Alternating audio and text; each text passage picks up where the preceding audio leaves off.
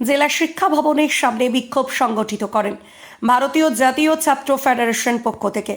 গোটা রাজ্য জুড়ে এবং পূর্ব বর্ধমান জেলার সিএমএস স্কুলে ট্যাব কেলেঙ্কারি সহ বিদ্যালয়গুলিতে ছাত্র অনুপাতে শিক্ষক নিয়োগের দাবি সহ মোট 6 দফা দাবি নিয়ে আজ ভারতীয় জাতীয় ছাত্র ফেডারেশনের পক্ষ থেকে বাদামতলা থেকে একটি বিক্ষোভ মিছিল করে তারা জেলা শিক্ষা ভবনের সামনে বিক্ষোভ করেন এবং আগামীকাল সকাল 11:30 নাগাদ বাদামতলা সংলগ্ন এলাকা থেকে ডিআই অফিস অবধি মিছিল করে একটি ডেপুটেশন দেওয়া হবে বলে জানিয়েছেন ভারতীয় জাতীয় ছাত্র ফেডারেশনের পক্ষ থেকে।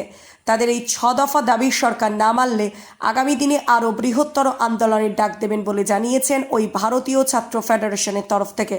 প্রতিনিধি মৃত্যুঞ্জয় যশের রিপোর্ট, সুন্দর বাংলা নিউজ।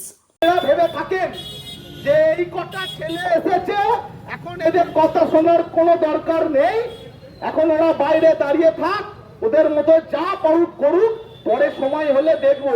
আমরা বলতে চাই এই আগামী দিনে এই আজকের ডেপুটেশন যদি কার্যকরী না হয়, জেলা থেকে স্কুল থেকে সার্বিক জমায়েত এনে এই অফিসের সামনে ঢালাও অবস্থান বিক্ষোভে আমরা থাকবো। শুধু তাই নয়, আমরা দেখতে পাচ্ছি প্রতিদিন ট্যাবকে কেন্দ্র করে এই যে প্রাতিষ্ঠানিক দুর্নীতি আমরা দেখতে পেলাম। সরকার ঘোষণা করলেন প্রত্যেকটা শিক্ষার্থীকে ট্যাব দেবেন, খুব সুন্দর কথা, খুব ভালো কথা, নিশ্চয়ই। কিন্তু তারপর আমরা দেখতে পেলাম কি, যে ট্যাবের টাকাটা যে ছেলেটা স্কুলে গিয়ে ব্যাংকে গিয়ে অ্যাকাউন্ট নাম্বার দিয়েছে, সেই অ্যাকাউন্ট নাম্বারে টাকা ঢুকবে, এটাই আমরা এতদিন ধরে জেনে এসেছি।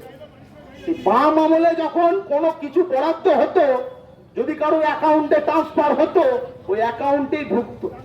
তৃণমূল আমল, তাই দেখতে পেলাম ওই অ্যাকাউন্টের টাকা কোন তৃণমূল নেতার বদান্যতায়, কোন ক্যাব মালিকের বদান্যতায় তৃণমূল নেতাদের অ্যাকাউন্টে ঢুকে যাচ্ছে, রাজ্যের বাইরে চলে যাচ্ছে।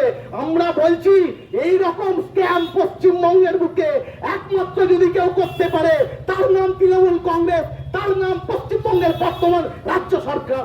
একবার ভেবে দেখুন, এই টাকা কাদের টাকা? এই আমার টাকা।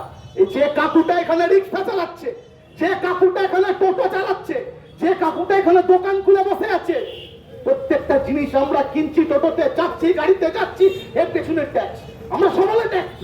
সেই ট্যাক্সের টাকা জমা হয় আমাদের রাজ্যের কোষাগারে। সেই টাকা দিয়ে ওরা প্রাতিষ্ঠানিক ভাবে দুর্নীতি করার জন্য এবং তৃণমূলের দিদির ভাইকে নতুন করে লালন পালন করার জন্য সেই টাকা চলে যাচ্ছে তাদের অ্যাকাউন্টে। তারাই তো স্ক্যাম করছে। এই প্রশ্ন করবেন না, এটা তো কোনো কালীঘাটের টালি বেচার টাকা নয়, এটা সাধারণ মানুষের টাকা। সংবাদ মাধ্যমে এবং বিভিন্ন ভাবে আপনারা জেনেছেন, আমরাও জেনেছি যে রাজ্য জুড়ে এবং আমাদের জেলাতেও প্রথম সিএমএস স্কুলে ট্যাব কেলেঙ্কারি, সাধারণ ছাত্রছাত্রীদের ট্যাবের টাকা বেনামে একটা অন্য ছাত্রদের অ্যাকাউন্টে না ঢুকে অন্য অ্যাকাউন্টে ঢুকে, এবং সেই যে দুর্নীতি, সেই ট্যাবের টাকা দুর্নীতি আমাদের এই সংবাদ মাধ্যমে জানতে পেরেছি। সেই রাজ্য ছাড়িয়ে ভিন রাজ্য এর শিকড় গড়িয়েছে। আমরা বলতে চাই যে শাসক দলের নির্দিষ্ট উদ্যোগ ছাড়া এই দুর্নীতি সম্ভব নয়। তাই আমরা এবং আমাদের জেলার বেশ কিছু বেশ কিছু স্কুলে একই ঘটনা আমাদের সামনে এসেছে। তাই মূলত ট্যাব কেলেঙ্কারি উন্মোচন করে সাধারণ ছাত্রছাত্রীদের ভবিষ্যতে এই প্রশ্নের মুখে না পড়তে হয় এবং আগামী দিনে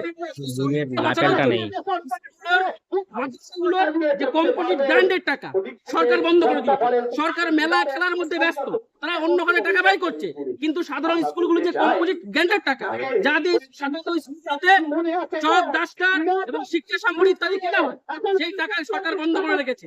আমরা দেখতে পাচ্ছি যে সরকার নির্দেশনা জারি করেছিল যে যখন ক্যাম্পাসে যখন সাধারণ ছাত্রীদের উপরে নির্যাতন চলছে, ছাত্রীরা নিগ্রহ শিকার হচ্ছে, তখন যেগুলো সবচেয়ে বেশি প্রয়োজন যে ইন্টারনাল কমিটি, পক্সো কমিটি এবং বিষয় কমিটি, যেগুলোকে কার্যকরী করা দরকার, সেগুলো সরকারের নির্দেশিকার মধ্যে রয়ে গেছে।